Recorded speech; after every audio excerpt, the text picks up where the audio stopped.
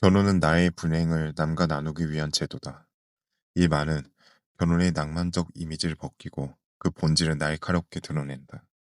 현대사회에서 결혼은 사랑의 종착지가 아니라 경제적, 사회적, 심리적 부담을 더해 불행을 더 깊게 만든다. 좋은 배우자를 만나면 결혼하고 싶다는 마음은 누구나 있지만 현실은 불행을 공유하는 결과를 낳는다.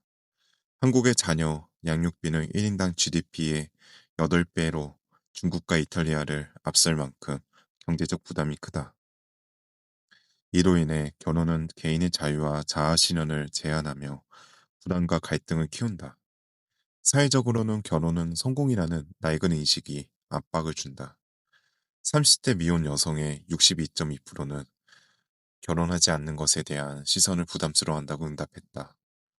많은 이들이 가정을 꾸리고 싶어서가 아니라 남들의 시선과 눈치를 의식해 결혼을 선택하는 사람도 있다. 이는 결혼이 개인의 진정한 욕구가 아닌 사회적 기대의 얽매인 제도를 보여주며 불행을 강요하는 구조로 작용한다. 심리적으로도 서로 다른 사람이 평생 함께한다는 약속은 갈등을 낳고 있다. 2022년 이혼율이 37%라는 수치가 결혼이 행복이 아닌 불행의 씨앗임을 증명했다. 철학자들도 결혼이 불행을 공유하는 제도라는 점에 동의했다. 쇼펜하우어는 결혼을 두 사람의 괴로움을 증폭시키는 덫으로 보았다. 그는 인간 본성이 이기적이라고 믿었기에 결혼이 서로의 욕망과 고통을 얽히게 해 더 큰 괴로움을 초래해야 한다고 비판했다. 사랑의 열정이 식은 뒤 현실적 갈등만 남아 불행을 키운다는 그의 경고는 이 주제를 명확히 뒷받침한다.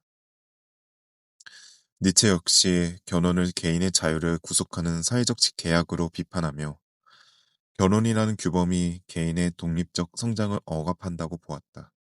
이들의 관점은 결혼이 불행을 나누는 제도라는 주제와 맞닿아 현대 개인주의와 결혼의 충동을 보여준다. 결혼이 불행을 더 깊게 만든다는 점은 실용적 관점에서도 드러난다. 결혼은 위험을 분산하려는 전략으로 보이기도 한다. 배우자와 자원을 공유해 경제적 불안을 줄이고 파트너를 통해 외로움을 덜어낼 수 있다. 그러나 현대사회에서는 이 전략이 오히려 불행을 키운다. 높은 이혼율과 경제적 불확실성이 재정적, 정서적 위험을 낳기 때문이다. 남성과 여성은 결혼에 다른 동기를 가지지만 결과적으로는 불행을 공유하고 있다.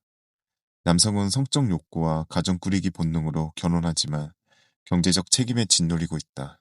여성은 출산과 나이듦에 대한 불안으로 서두르지만 경력 단절과 육아 부담이라는 악순환에 빠지고 만다. 한국에서는 30대 중반 이후 결혼이 어렵다는 인식이 여성을 더욱 압박하며 불행으로 이끈다. 한국의 현실은 결혼이 불행을 나누는 제도임을 더 분명히 보여주고 있다.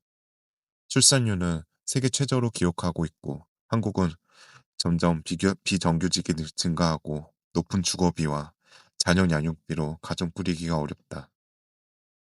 성별의 갈등이 점점 고조화되고 개인주의 확산과 미혼자에 대한 부정적 시선, 현실과 동떨어진 정부 정책까지 더해져 결혼은 불행을 가중시키는 선택이 되고 있다. 결혼은 더 이상 삶의 필수가 아니다. 사랑은 동거나 파트너십으로도 가능하다. 자녀 양육비, 사회적 낙인, 경제적 불안은 결혼을 불행을 나누는 제도로 만든다. 쇼펜하우어가 말했듯 햄버거는 홀로 있을 때 충만하다. 결혼은 나의 불행을 남과 나누는 제도일 뿐이며 결혼 여부와 상관없이 자신의 삶을 정의하는 것이 가장 중요하다. 결혼을 떠나서 먼저 자신의 삶을 사는 것이 가장 중요하다고 생각합니다. 오늘도 행복하시고 건강하시기 바랍니다. 감사합니다.